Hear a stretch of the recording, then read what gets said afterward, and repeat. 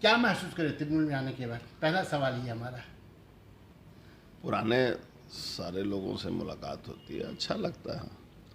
इस पार्टी के साथ तो जन्म लगने से हम लोग जुड़े हुए हैं, शुरू से दीदी के साथ थे, निश्चय ही 3 बरस नहीं थे, फिर घर वापसी आई है तो अच्छा लग रहा है, पुराने सारे लोग मिल रहे हैं। देखिए, जब तक आप तृणमूल में थे माइनॉरिटी का एक सपोर्ट रहा आपको और उर्दू अखबार का भी सपोर्ट रहा आपको, उसके बाद आप बीजेपी में गए, उसके बाद आने के बाद क्या महसूस कर रहे कि वैसे ही आपको जो है माइनॉरिटी में सपोर्ट मिल रहा है?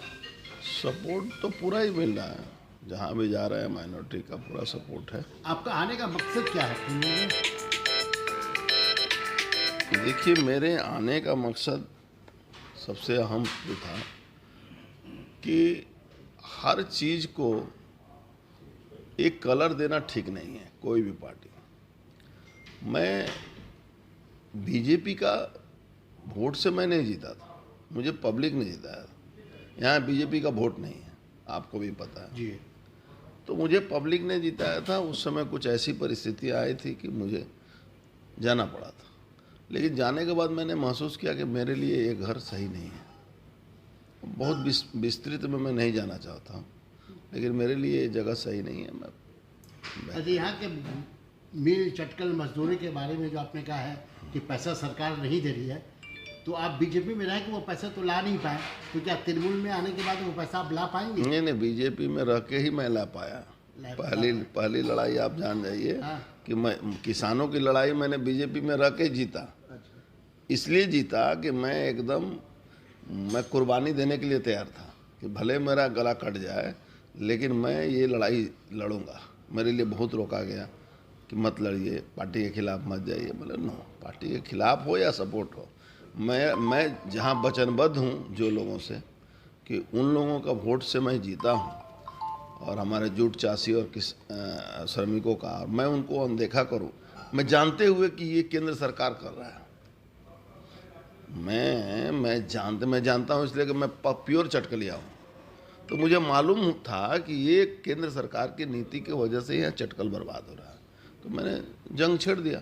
अच्छा, आने वाले दिनों में आपसे माइनॉरिटी और सभी मजहब के लोग क्या उम्मीद वाबस्ता रखे हुए? जिस तरह से पहले मैं माइनॉरिटी हो मेजॉरिटी हो सबको साथ में लेके चलता था, सबसे बड़ा बात है शांति बनाए रखना, और लोगों का सपोर्ट ये रहता है मेरे साथ कि मैं यदि हूँ तो मैं गलत काम नहीं होने देता हूँ। ये मेरे साथ जुड़ा हुआ है, और जब से मैं आया हूँ हर वो गलत काम जो कोई अपने फ़ायदे के लिए कर रहा है उसको मैं रोक लगाने की कोशिश कर रहा हूँ। इसके लिए हर स्तर पर पार्टी का मुझे सपोर्ट मिल रहा है। अच्छा, अभी देखिए कुछ दिनों से जो है सोशल मीडिया में सभी जगह में नूपुर शर्मा जो गुस्ताख रसूल को लेकर बहुत जो है हाईलाइट हुई आ रहा है। हमारे माइनॉरिटी के सब के लिए माइनॉरिटी के खिलाफ बोलना नहीं चाहिए, इस तरह से वो हमारे ही लोग हैं, हमारे देश के नागरिक हैं। तो मुझे नहीं लगता है कि किसी को भी बोलने का, उस पार्टी का, मैं उस पार्टी के होके नहीं बात कर रहा हूँ, उस पार्टी में किसी को ये अधिकार नहीं है। नहीं, क्या आपको ऐसा नहीं लग रहा है कि आज अरब ममालिक का चाप पड़ा है, मुस्लिम कंट्री का चाप पड़ा है, तो नरेंद्र मोदी जी या ये बीजेपी सरकार झुकी है थोड़ी, आप ये किया है सर? देखिए, इंटरनेशनल पॉलिटिक्स के बारे में मुझे बोलने का कोई अधिकार नहीं है, ये देश टू देश डिपेंड करता है। लेकिन हमारे देश के नागरिक को किसी भी धर्म के लिए मोहम्मद साहब के बारे में कोई बोले या कोई शंकर भगवान के बारे में बोले, क्या कोई किसी के भगवान के बारे में बोले, तो ये गलत है। हम उस अधिकार के लायक नहीं हैं कि हम किसी के भगवान के, किसी के भावना को, किसी के धार्मिक व्यवस्था को हम छेड़छाड़ करें। इंटरनेशनल पॉलिटिक्स में मुझे नहीं बोलना चाहिए क्योंकि मैं सांसद हूँ। इंटरनेशनल क्या मैटर है वो मेरे अधिकार के क्षेत्र के बाहर है। मोदी जी अगर ये कदम सही मानों में पहले उठाते तो और भी भारत के लिए अच्छा चीज़। ज्ञान वापी मस्जिद को लेकर जिस तरीके से कोर्ट कोई आदेश देता है तो भारत के हर नागरिक उसको स्वीकार करते हैं।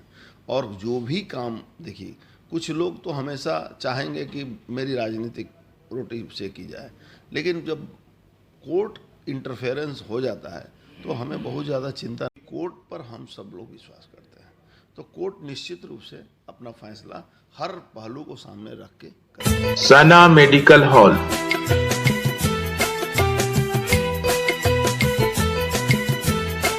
10% discount on every medicine. Oxygen cylinder also available.